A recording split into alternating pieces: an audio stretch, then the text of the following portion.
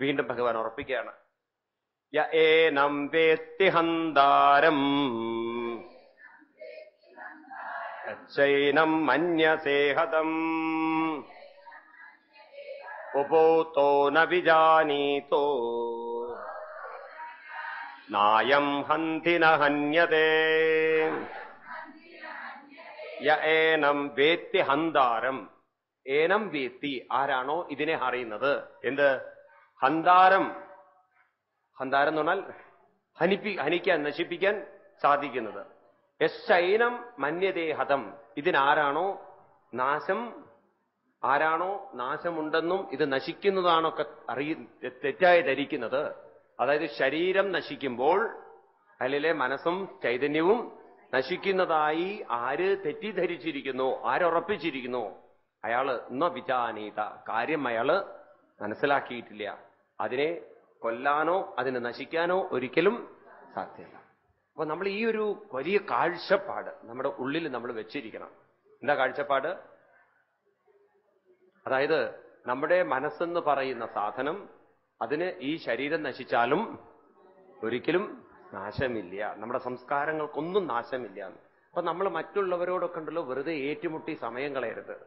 കാരണം നമ്മൾ എത്ര പരിശ്രമിച്ചാലും ഒരാളുടെ സംസ്കാരത്തെ മാറ്റിയെടുക്കാൻ നമ്മൾ ജീവിതം നോക്കൂ, നിങ്ങൾ നല്ലൊരു ശതമാനം ഏറ്റുമുട്ടി തീർക്കുകയാണ് വെറുതെ.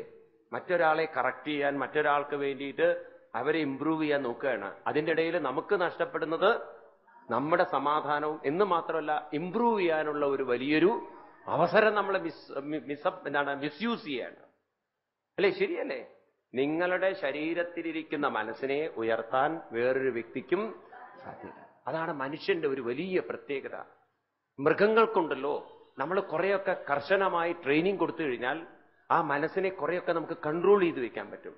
പക്ഷെ മനുഷ്യ മനസ്സിനെ ഒരിക്കലും കൺട്രോൾ ചെയ്യാൻ ഒരാൾക്കും സാധിച്ചിട്ടില്ല. നോക്കൂ നിങ്ങൾ, എത്ര ചിന്താഗതികളാണ് ലോകത്തിൽ വന്നിരിക്കുന്നത്, എത്ര മതവിഭാഗങ്ങളാണ് വന്നിരിക്കുന്നത്, അല്ലേ?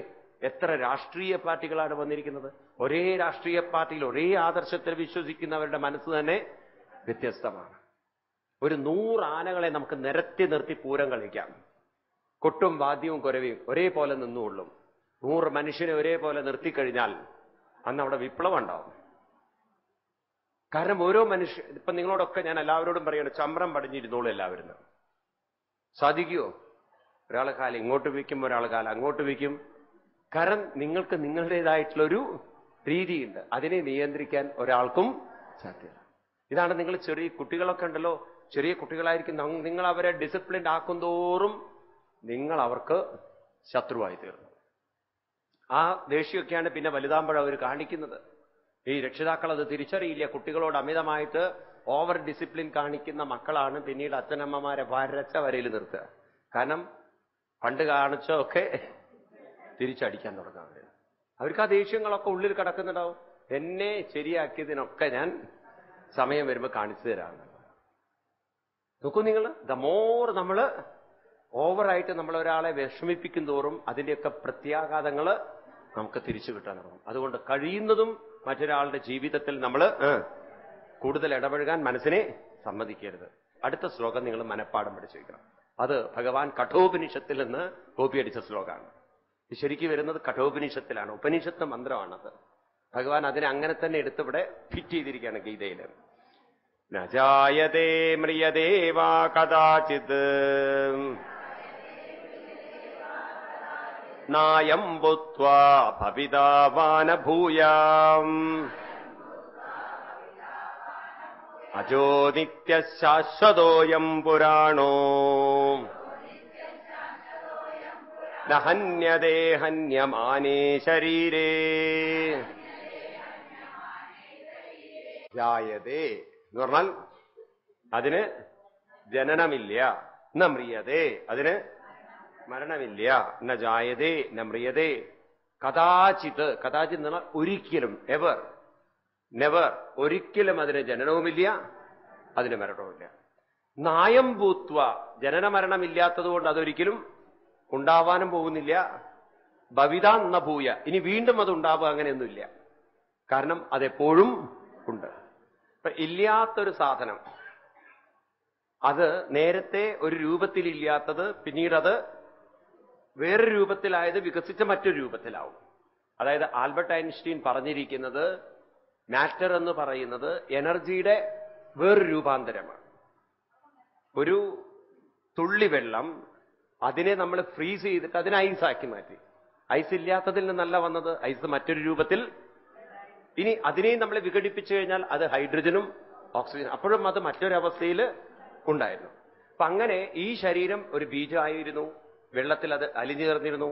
അതാണ് പിന്നീട് അണ്ഡവുമായി ചേർന്ന് രൂപാന്തരപ്പെട്ട് ഒരു ശരീരമായി തീർന്ന് പിന്നീട് അത് വീണ്ടും അത് കത്തിച്ച് ഭസ്മമാക്കി, അത് ഭസ്മമായി വീണ്ടും മണ്ണിലേക്ക് അലിഞ്ഞുപോയി ഇല്ലേ? ഇതൊക്കെ മറ്റൊരു രൂപത്തിൽ നിന്ന് വേറൊരു രൂപത്തിലേക്ക് പരിണാമം ചെയ്തതാണ് ശരീരം. ശരീരത്തിന് രൂപാന്തര പരിണാമങ്ങളുണ്ട്. എന്നാൽ ഈ ശരീരത്തിലിരിക്കുന്ന മനസ്സ് എന്നും ഒരേ രീതിയിലായിരുന്നു. അതിലെ സംസ്കാരത്തിന് വ്യത്യാസമുണ്ട് എന്നുള്ളൂ. ചിന്തകൾ എന്നും ഒരേ രൂപത്തിൽ തന്നെയാണ്. മനസ്സിലാവുണ്ടോ നിങ്ങൾക്ക്? ചിന്തകൾ നല്ലതോ ചീത്തതോ ആയിരിക്കാം, പക്ഷെ ചിന്തകൾ ചിന്തകൾ തന്നെയാണ്. ഇനി ആ ചിന്തകളെ നിലനിർത്തിയിരിക്കുന്ന ചൈതന്യവും, അപ്പോ അതിന് ജനനമില്ല, അതിന് മരണമില്ല, ഒരു പ്രത്യേക രൂപാന്തരപ്പെടുന്നതും ഇല്ല.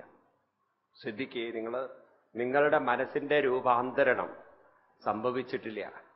നിങ്ങളുടെ മനസ്സിന്റെ സംസ്കാരങ്ങൾ മാറുകയാണ് ചെയ്യുന്നത്. ഒരു ചിന്ത പോയി, പക്ഷെ നിങ്ങളുടെ ശരീരത്തിന് എന്ത് സംഭവിച്ചിട്ടുണ്ട്? മനസ്സിലാവുണ്ടോ നിങ്ങൾക്ക്? രൂപാന്തരം സംഭവിക്കുന്നുണ്ട്. ഏതിനില്ല? മനസ്സിനില്ല. കുട്ടിക്കാലത്തുള്ള സംസ്കാരങ്ങൾ ഇപ്പോഴും നിങ്ങളുടെ ഉള്ളിലുണ്ട്. പിന്നെ നിങ്ങൾ ശരീരത്തിനനുസരിച്ച് മെച്ചുവേർഡായിട്ട് മാറുന്നു മാത്രം. പക്ഷെ എന്നാലും ആ പഴയ സംസ്കാരങ്ങളൊക്കെ എവിടെയുണ്ട്? അതുകൊണ്ടാണല്ലോ വയസ്സായിട്ടുള്ള ആളുകളെ കുറിച്ച് നമ്മൾ പറയാറില്ലേ, മുത്തച്ഛൻ എപ്പോഴും കുട്ടികളുടെ സ്വഭാവമാണെന്ന്. ഐസ്ക്രീം കണ്ട അപ്പോൾ കൊതി വരുന്നു അവർ പറയാറില്ല. നിങ്ങൾക്കൊക്കെ മനസ്സിലാവും കുറെ കഴിഞ്ഞാൽ. പ്രായം കൂടുന്തോറും കുട്ടികളുടെ സ്വഭാവം പുറത്തേക്ക് വരാൻ തുടങ്ങും, മുട്ടിലെഴയാൻ തുടങ്ങും.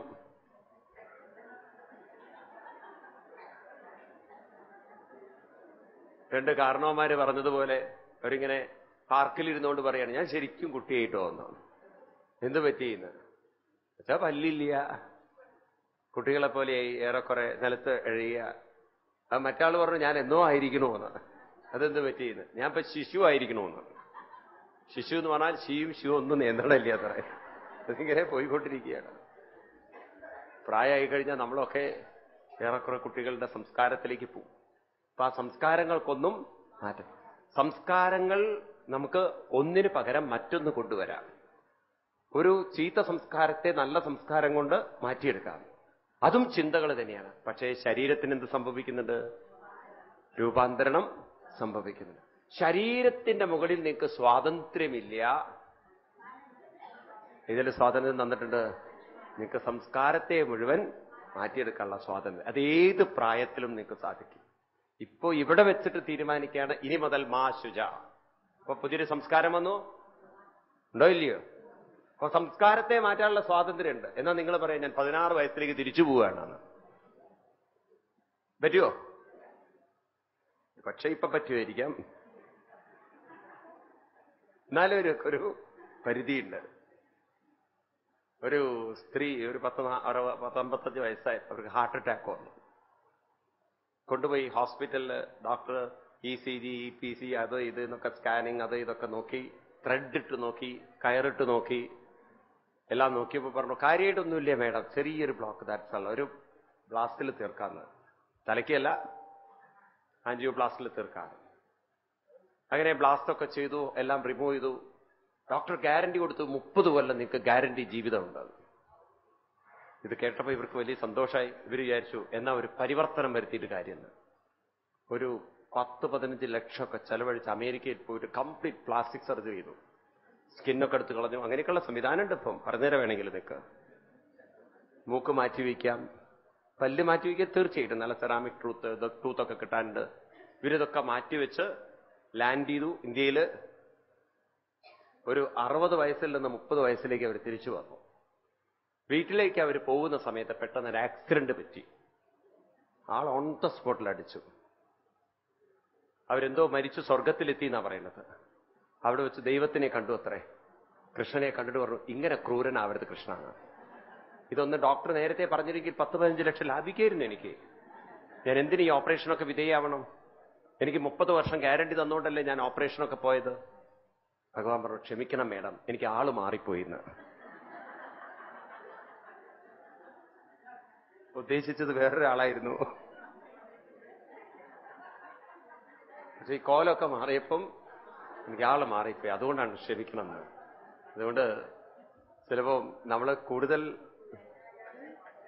എങ്ങാവുമ്പം പറയാൻ പറ്റില്ല, ഭഗവാൻ ആള് മാറിപ്പോകുന്നുള്ളത് ശ്രദ്ധിക്കൂ. അതുകൊണ്ട് എന്നാ ജായതേ നമ്രിയതേ കഥാചിത്. ഇപ്പൊ പേടിയായി നിൽക്കല്ലേ, ഭഗവാൻ ആള് മാറിപ്പോകുന്നുള്ളത് ശ്രദ്ധിക്കൂ. എന്നാ ജായതേ മ്രിയതേ, ഒരിക്കലും ജനനമില്ല മരണമില്ല എന്ന് മാത്രമല്ല, ഇതൊരിക്കലും പരിണാമം സംഭവിക്കാൻ പോകുന്നില്ല. മനസ്സിലാവുന്നുണ്ടല്ലോ? നിങ്ങള് ഒരു കാര്യവും ചെയ്യാതെ വളർന്നാൽ ശരീരത്തിന് വളർച്ച വരും, ഏതിന് വളർച്ച വരില്ല? അതാണ് ഭാരതീയ ഋഷീശ്വരന്മാർ ആവർത്തിച്ച് പറയും, unless you transform nothing will happen. നമ്മൾ അമ്പലത്തിൽ പോയതുകൊണ്ട് മനസ്സ് ട്രാൻസ്ഫോം ചെയ്യാൻ പോകുന്നില്ല, അത് നമ്മൾ പരിശ്രമിച്ചെടുക്കന്നെ വേണം. അതുകൊണ്ട് പരിപൂർണമായി നമ്മൾ ഉറപ്പിക്കുന്ന ഒരു കാര്യം, നമ്മുടെ മനസ്സിന്റെ ചിന്താഗതികൾ, ചിന്താധാരയെ നമ്മൾ തന്നെ വേണം മാറ്റിയെടുക്കാൻ. അതൊരു ദൈവത്തിന് മാറ്റാൻ സാധ്യമല്ല, അതിന് വേറൊരു വ്യക്തിക്ക് സാധ്യമല്ല, അത് താനെ മാറുകയില്ല. നിങ്ങൾ വളർന്നു വലുതായതുകൊണ്ട് മെച്ചുവേർഡായെന്ന് പറയരുത്. നിങ്ങൾ ചിന്തിച്ച് മാറ്റിയെടുക്കണം. എന്റെ ചിന്തകളെ ഞാൻ തന്നെ വേണം മാറ്റി. അപ്പൊ ചിന്തയിലൂടെ മാത്രമേ ചിന്തകളെ മാറ്റാൻ പറ്റുള്ളൂ, അല്ലെങ്കിൽ ചിന്തകളിലൂടെ മാത്രമേ സംസ്കാരത്തെ മാറ്റാൻ. ശരിയായ ദിശയിലുള്ള ചിന്ത ശരിയായ സംസ്കാരത്തെ തരും. നമ്മൾ ശരിയായ ദിശയിൽ ചിന്തിക്കാത്തടത്തോളം കാലം തെറ്റായ ഒരു സംസ്കാരം തന്നെ ഈ ശരീരത്തിൽ നിലനിൽക്കും. അപ്പൊ അതിന്റെ ഉത്തരവാദിത്വം മുഴുവൻ ആർക്കാണ്? നമുക്കാണ്. അപ്പൊ നമ്മുടെ എല്ലാ തരത്തിലുള്ള പ്രശ്നങ്ങൾക്ക് കാരണം നമ്മൾ ചിന്തിക്കുന്ന ദിശ ശരിയല്ല. നമ്മളെ ആക്സെപ്റ്റ് ചെയ്ത് കഴിഞ്ഞാൽ പിന്നെ നമുക്ക് എവിടെ കംപ്ലൈന്റ് പറയാൻ പറ്റുക? ഞാൻ ചിന്തിക്കുന്നത് ശരിയല്ല എന്ന് പറഞ്ഞാൽ അത് പരിശീലിച്ചെടുക്കൂ എന്നാണ് ഇപ്രകാരം പറഞ്ഞിട്ട്, ഹന്യതേ ഹന്യമാനേ ശരീരേ. ശരീരം നശിച്ചാലും ആര് നശിക്കില്ല? ഈ ചിന്തകളൊന്നും നശിക്കില്ല. Change your thoughts, change your culture, അല്ലെങ്കിൽ ചേഞ്ച് യുവർ, നമ്മളിലെ ഉള്ളിലുള്ള വാസനകളെ നമ്മൾ തന്നെ പരിശ്രമിച്ച് മാറ്റിയെടുക്കണം. അപ്പൊ എന്താണ് ആധ്യാത്മികത എന്ന് ചോദിച്ചു കഴിഞ്ഞാൽ, ആത്മീയത എന്ന് പറയുന്നത് നാം ഇത്രയും കാലം ഉണ്ടാക്കി വെച്ചിരിക്കുന്ന ചിന്തകളെ ചിന്തിച്ചുകൊണ്ട് മാറ്റിയെടുക്കുന്നതാണ് ആത്മീയത. സോ അത് നമ്മൾ പരിശീലിച്ചെടുക്കുക തന്നെ വേണം. അപ്പൊ ഇതുവരെ ഉണ്ടാക്കിയ സംസ്കാരത്തിൽ നിന്നും ഒരു പുതിയ സംസ്കാരം നിങ്ങൾക്ക് വേണമെന്നുണ്ടെങ്കിൽ ആ സംസ്കാരത്തിന് പറ്റുന്നൊരു ചിന്തകൾ നമ്മൾ അതിലാണ് ഞാൻ പറഞ്ഞത് നിങ്ങളോട് എന്ത് പറഞ്ഞ് പരിശീലിക്കുക? മാശുച മാശുച മാശുച, ഇതിങ്ങനെ പറഞ്ഞ് പരിശീലിക്കുക. വേദാ വിനാശിനം നിത്യം ഏനമജമവ്യയം കഥം സപുരുഷ പാർത്ഥ ഖം ഘാതയതി ഹന്തികം. വേദാ വിനാശിനം നിത്യം. അർജുന, നിത്യം അവിനാശി വേദ. അറിയേണ്ടത് അവിനാശിയായതിനെ അറിയണം. അപ്പൊ വിനാശമുള്ളതൊക്കെ നമ്മൾ അറിഞ്ഞിട്ടുണ്ട്. നാം കാണുന്നത്, അതുപോലെ തന്നെ നമ്മുടെ മനസ്സ്, ഇപ്പോൾ ഒട്ടിപ്പിടിച്ചിരിക്കുന്ന ശരീരം, ഇതിനൊക്കെ എന്തുണ്ട്? വിനാശം. ഇനി നമ്മൾ അറിയേണ്ടത് അവിനാശി. മനസ്സിലാക്കേണ്ടത് ജീവിതം നമ്മൾ നയിക്കുന്നത് മനസ്സുകൊണ്ടാണ്. ശരീരം ജീവിതം നയിക്കാൻ മനസ്സിനെ സഹായിക്കുന്ന, അനുഭവങ്ങൾ തരാൻ സഹായിക്കുന്ന ഒരു ഉപകരണം മാത്രമാണ്. കണ്ണ് എനിക്ക് കാഴ്ച കാണിച്ചു തരാനുള്ള ഒരു ഉപകരണം മാത്രമാണ്. പക്ഷെ ഞാൻ നിങ്ങളെ കാണുന്നു എന്ന അനുഭവം എന്റെ മനസ്സിലാണ്. പക്ഷെ മനസ്സിന് നിങ്ങളെ കാണണമെങ്കിൽ എന്ത് വേണം? ഇനി കണ്ണില്ലെങ്കിലും കുഴപ്പമില്ല, എനിക്ക് ഫീൽ ചെയ്തുകൊണ്ട് അറിയാൻ പറ്റും. കാഴ്ചയില്ലാത്ത എത്രയോ ആളുകളുണ്ട്. ഞാൻ അടുത്ത കാലത്തൊരു പെൺകുട്ടിയെ പരിചയപ്പെട്ടതിൽ എനിക്ക് വലിയൊരു അത്ഭുതമായിരുന്നൊരു പെൺകുട്ടി. അവൾക്ക് തീരെ കാഴ്ചയില്ല. പക്ഷെ അവളുടെ പെയിന്റിങ്സ് ഒക്കെ നോക്കിക്കഴിഞ്ഞാൽ കണ്ണുള്ളവർക്ക് വരയ്ക്കാൻ പറ്റില്ല അത്ര.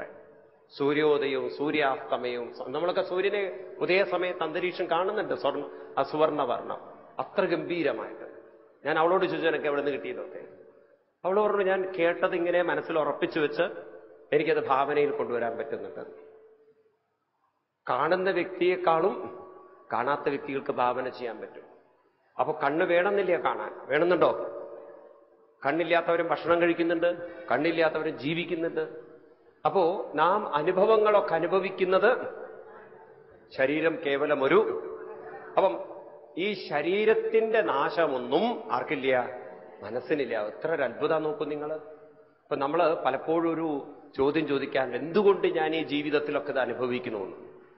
ഇത് നിങ്ങൾ ചോദിക്കുമ്പോഴുണ്ടല്ലോ, നിങ്ങൾ പറയുന്നത് ഈ ജന്മത്തിൽ നിങ്ങൾ ചെയ്തിട്ടില്ല എന്നാണ്. ഈ ജന്മം എന്ന് പറയുന്നത് നിങ്ങൾ ഏതിനെ സംബന്ധിച്ച് പറയണു? പക്ഷേ പല ജന്മങ്ങൾ കണ്ട ഒരാളുണ്ട്. ആര്? നിങ്ങളുടെ മനസ്സ് എത്രയോ ജന്മങ്ങൾ കണ്ടു. ഇപ്പോ ഈ ശരീരത്തിലിരുന്ന് ഈ ജന്മം കാണുന്നു മാത്രം. മനസ്സിനെ സംബന്ധിച്ച് ദിവസവും പുതിയ ജന്മങ്ങൾ കണ്ടുകൊണ്ടിരിക്കുകയാണ്. മനസ്സിനെ സംബന്ധിച്ച് ദിവസവും വസ്ത്രം മാറിക്കൊണ്ടിരിക്കുന്നുണ്ട്. ഉണ്ടോ ഇല്ലയോ? ഇന്നലത്തെ അതേ വസ്ത്രമാണോ ഇന്ന് നിങ്ങൾ? ഞാൻ ഉടുത്ത വസ്ത്രത്തിന്റെ കാര്യമല്ല ചോദിച്ചത്. ഷാള് 2 ദിവസമായ നിങ്ങൾക്ക് വിവരം അറിയും. മനസ്സിലായില്ലേ? അപ്പൊ ഇന്നലെ ഉടുത്ത വസ്ത്രമല്ല ഇന്ന് ഉടുത്തിരിക്കുന്നെന്ന് പറഞ്ഞു കഴിഞ്ഞാൽ ഇന്നലത്തെ പ്രായം ഇന്നേക്ക് മാറിക്കഴിഞ്ഞു. ശരീരത്തിന് മാറ്റങ്ങൾ വന്നു, പക്ഷേ മനസ്സിന് മാറ്റങ്ങളില്ല. എത്ര രസകരമാണ് ജീവിതം നോക്കൂ നിങ്ങൾ. അതായത് തുടർച്ചയായി വന്നുകൊണ്ടിരിക്കുന്ന മനസ്സും തുടർച്ചയായി മാറിക്കൊണ്ടിരിക്കുന്ന ശരീരവും. മനസ്സിലാവുണ്ടോ എന്താ പറഞ്ഞത്? മനസ്സും മാറിക്കൊണ്ടിരിക്കുന്ന ശരീരം. ഇതാണ് നമ്മൾ എന്ന് പറയുന്ന വ്യക്തിത്വം. അതുകൊണ്ട് ഇന്നത്തെ അനുഭവമല്ല നിങ്ങൾക്ക് നാളെ. ഓരോ ദിവസവും നമ്മുടെ ശരീരത്തിലൂടെ നമുക്ക് അനുഭവങ്ങളിൽ വ്യത്യസ്തം വരുന്നു. യൗവനകാലത്തുള്ള ശരീരത്തിന്റെ എക്സ്പീരിയൻസ് വാർദ്ധക്യകാലത്തുണ്ടാവുമോ? അനുഭവങ്ങളിലൊക്കെ വ്യത്യാസം വരണം. അതുകൊണ്ട് പറയുന്നു, വേദ അവിനാശി നിത്യം ഏനം അജം അവ്യയം. അജം എന്ന് പറഞ്ഞാൽ ആജം. ജ എന്ന് പറഞ്ഞാൽ ജനിക്കുക. ആജം എന്ന് പറഞ്ഞാൽ ജനിക്കാതെ. അവ്യയം, വ്യയം സംഭവിക്കുക എന്നാൽ കൂടുതലുള്ളതിൽ നിന്ന് കുറച്ചെടുത്തു കഴിഞ്ഞാൽ നിങ്ങൾ 10,000 രൂപ കൊണ്ടുവന്നു, 1000 രൂപ ചെലവഴിച്ചാൽ 10,000 രൂപയ്ക്ക് വ്യയം സംഭവിച്ചു. ഇതുപോലെ ശരീരത്തിന് വ്യയം സംഭവിക്കുന്നുണ്ട്. ഏതിന് വ്യയമില്ല? സംസ്കാരത്തിനൊരു വ്യയവും സംഭവിക്കണം. അതുപോലെയുണ്ട്. കഥം സപുരുഷപ്പാഹ. ഹേ അർജുന, ഇതിനെങ്ങനെ നശിപ്പിക്കാൻ സാധിക്കും? ഇതിനെ ഒരാൾക്കും നശിപ്പിക്കാൻ സാധ്യമല്ല. No one can destroy your culture എന്നുള്ളതാണ്. No one can destroy your latent impressions in the mind എന്നാണ്. മനസ്സിലുള്ള ഇംപ്രഷൻസിനൊന്നും നശിപ്പിക്കാൻ ഒരാൾക്കും സാധ്യമല്ല. വല്ലതൊക്കെ തലയിൽ കയറുണ്ടോ? അപ്പം ഏതിന് നാശമില്ല എന്നാ പറയുന്നത്? മനസ്സിന് നാശമില്ല. ഏതിന് നാശമുണ്ട്? പക്ഷെ നമ്മൾ എപ്പോഴും ഉറപ്പിച്ചിരിക്കുന്നത് എന്താണ്?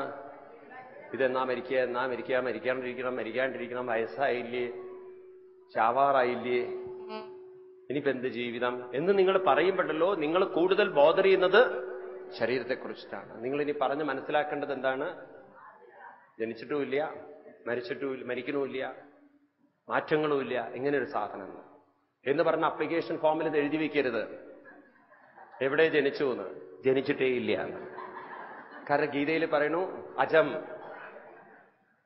പ്രായം അവ്യയം, വ്യയം സംഭവിച്ചിട്ടില്ല, പ്രായം കുറയുന്നുമില്ല, കൂടുന്നുമില്ല. ഇങ്ങനെ എഴുതി വെച്ചാൽ ഇവരുടെ നാട്ടിലേക്ക് പറഞ്ഞയക്കും. സ്ഥലം മനസ്സിലായോ?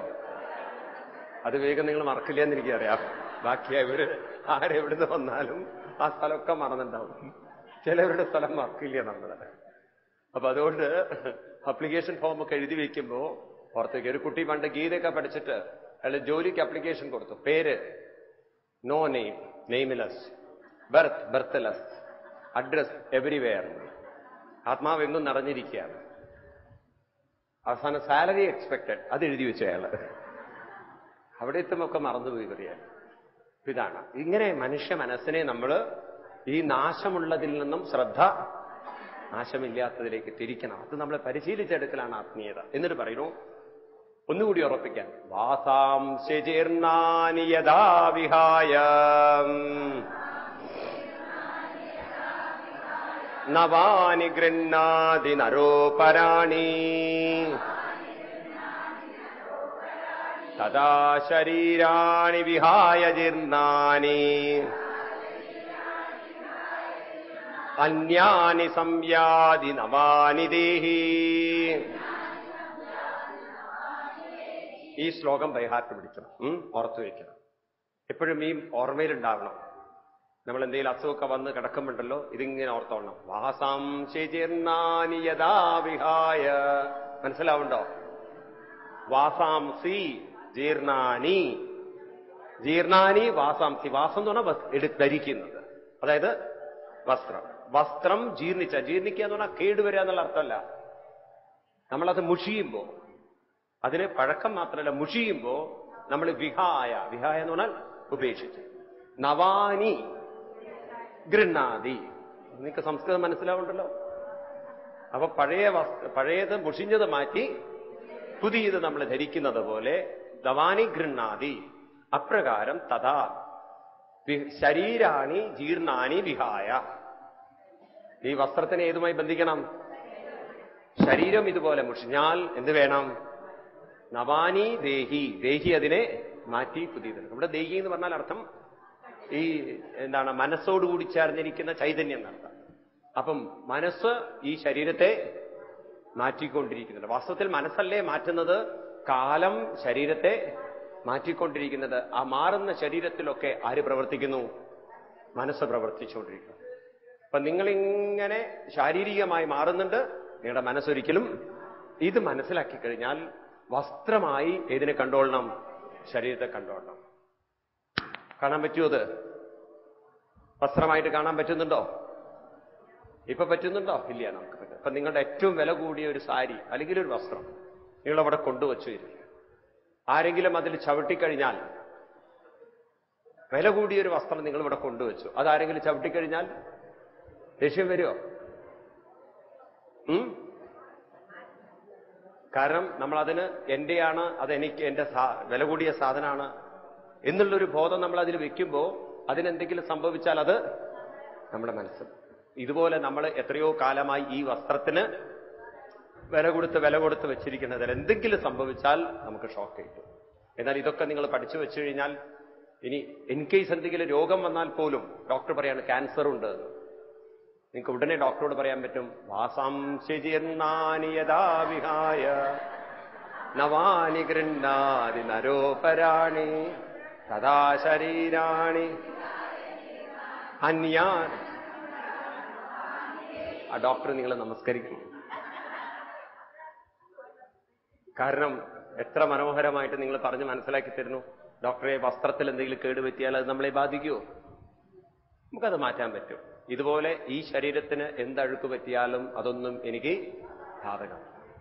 ഇതാണ് ആത്മീയത എന്ന് പറയുന്നത്. ശരീരത്തിന്റെ ഇമ്പ്യൂരിറ്റികളൊന്നും മനസ്സിനില്ല. നിങ്ങൾ പക്ഷെ ഇമ്പ്യൂർ ആണെന്ന് വിചാരിച്ചാൽ അത് മനസ്സ് ഇമ്പ്യൂറായി. അപ്പൊ മനസ്സുകൊണ്ട് നിങ്ങൾ വിചാരിക്കുമ്പോഴാണ് എല്ലാ ശരീര അശുദ്ധികളും ആരെ ബാധിക്കുന്നത്. അതുകൊണ്ട് സ്നാനം പഞ്ചവിധെന്ന് പണ്ടുള്ളവർ പറയും. ചിലർ ചെയ്യുന്നുണ്ടായിരിക്കാം, കുളിച്ചിട്ടില്ലെങ്കിലും കുഴപ്പമില്ല എന്നാണ്. കുളിച്ചിട്ടില്ലെങ്കിലും കുഴപ്പമില്ല. ഗംഗയിൽ കുളിക്കുന്നതിന് തുല്യം ഇങ്ങനെ ചെവി പിടിച്ചാൽ മതി എന്നാണ്. ഗംഗയിൽ കുളിച്ചതിന് തുല്യമാണ് അത്ര. ആരും ചെയ്യരുതേ. അപ്പൊ അങ്ങനെയൊക്കെ പണ്ടുള്ളവർ ഓരോ ടെക്നിക്ക് കണ്ടെത്തിയിട്ടുണ്ട്. അതായത് അവർ ശരീരത്തിന്റെ അശുദ്ധിക്ക് അത്രയൊന്നും പ്രാധാന്യം കൊടുത്തില്ല. അവർ പറയുന്നത് when you think about that then you are that. യത് ഭാവയതി തത് ഭവതി. That's A secret. നിങ്ങൾ അശുദ്ധമാണ് ചിന്തിച്ചാൽ നിങ്ങൾ അശുദ്ധരാണ്. ഇതുപോലെ നിങ്ങൾ ദുഃഖമുണ്ട് എന്ന് വിചാരിച്ചാൽ നിങ്ങൾ ദുഃഖികളാണ്. ഒന്നും വിഷമങ്ങളുണ്ട്, വീട്ടിൽ ആ പ്രശ്നമുണ്ട്, ഈ പ്രശ്നമുണ്ട്, നിങ്ങൾക്ക് വിഷമമുണ്ട്. നിങ്ങൾ ദുഃഖമുണ്ട് എന്ന് വിചാരിച്ചാൽ നിങ്ങൾ ദുഃഖികളാണ്. എന്നാൽ നിങ്ങൾ മനസ്സുകൊണ്ട് തീരുമാനിക്കുകയാണ്, ഇതൊന്നും എനിക്ക് ബാധകമല്ല, അതിനുണ്ടാവാം ഉണ്ടാവാതിരിക്കാം, ഞാൻ അതിലൊന്നും പെട്ടുപോകുന്നില്ല എന്ന് നിങ്ങൾ വിചാരിച്ചാൽ അതൊന്നും നിങ്ങളെ ബോധറിയില്ല. അതുകൊണ്ട് നമ്മൾ മനസ്സിൽ ഉറപ്പിക്കണം, ഇതെല്ലാം വരും, ഇതെല്ലാം. വസ്ത്രം മാറി, എത്ര വസ്ത്രം നിങ്ങൾ മാറ്റി. ഇതുപോലെ നിങ്ങൾ വസ്ത്രം മാറ്റിക്കൊണ്ടിരിക്കുന്നുണ്ട്. ഏത് വസ്ത്രം എന്നറിയോ? ശരീരമാകുന്ന വസ്ത്രം. അത് സ്ഥൂലതലത്തിൽ മാത്രമല്ല. നിങ്ങളെ ജീവിതത്തെ അനലൈസ് ചെയ്ത് കഴിഞ്ഞാൽ എത്ര സ്വപ്നം നിങ്ങൾ കണ്ടിട്ടുണ്ട്. ആ സ്വപ്നങ്ങളിലൊക്കെ മനസ്സോരോ വസ്ത്രം എടുത്തിട്ടുണ്ടോ? സ്വപ്നങ്ങൾ കാണുമ്പോൾ ഒരു ശരീരം എടുത്തിട്ടല്ലേ മനസ്സ് സ്വപ്നം കാണുന്നത്? ആണോ? ആ സ്വപ്നത്തിൽ നിന്ന് ഉണരുന്ന സമയത്ത് മനസ്സ് ആ വസ്ത്രം ഉപേക്ഷിക്കുന്നുണ്ടോ? ഉണ്ടോ ഇല്ലയോ? അപ്പൊ ഇവിടെ തന്നെ നമുക്ക് അനുഭവമാണ്. മനസ്സിന് വസ്ത്രങ്ങൾ എടുക്കാനും സാധിക്കും, മനസ്സിന് വസ്ത്രം എത്ര സ്വന്തം അനുഭവം നോക്കും. അതുകൊണ്ട് ശങ്കരാചാര്യസ്വാമികൾ പറയും, ജീവിതത്തിന്റെ രഹസ്യം കണ്ടുപിടിക്കാൻ സ്വപ്നങ്ങളെ അവലോകനം ചെയ്താൽ മതി. ശങ്കരാചാര്യ സ്വാമികൾ has given more importance to the dreams. അദ്ദേഹം പറയുന്നു, നിങ്ങൾ സ്വപ്നങ്ങളെ അവലോകനം ചെയ്യൂ. അത് തന്നെ നിങ്ങൾക്കൊരു അനുഭവമല്ലേ. നിങ്ങൾ കല്യാണത്തിന് പോകുന്നു, സ്വപ്നം കാണുന്നു. എന്തെല്ലാം സ്വപ്നങ്ങൾ. ഗുരുവായൂരിൽ നിങ്ങൾ ശിവേലി കണ്ട് വീട്ടിലെത്തുന്ന സമയത്ത് പിന്നെ നിങ്ങൾ സ്വപ്നം കാണുന്ന ആന നിങ്ങളുടെ പുറത്ത് കയറിയിരിക്കുന്നതാണ്. നിങ്ങൾക്കൊരു മോഹം വന്നു ആനയുടെ പുറത്ത് കയറാൻ. അത് ഈ ജന്മം സാധ്യമല്ല എന്ന് കണ്ടപ്പോൾ സ്വപ്നം മാറി. ആന നിങ്ങളുടെ പുറത്ത് കയറുന്ന സ്വപ്നം കണ്ടോ. സ്വപ്നത്തിന് എന്തും ആവാലോ. ഓരോരുത്തർ ഓരോ രീതിയിലുള്ള സ്വപ്നങ്ങൾ കാണും. അപ്പൊ ഇങ്ങനെ മനസ്സ് അനവധി ശരീരങ്ങൾ എടുത്തു, അനവധി ശരീരങ്ങൾ വിട്ടു. ഈ പ്രോസസ് ഇങ്ങനെ നടന്നുകൊണ്ടിരിക്കുകയാണ്.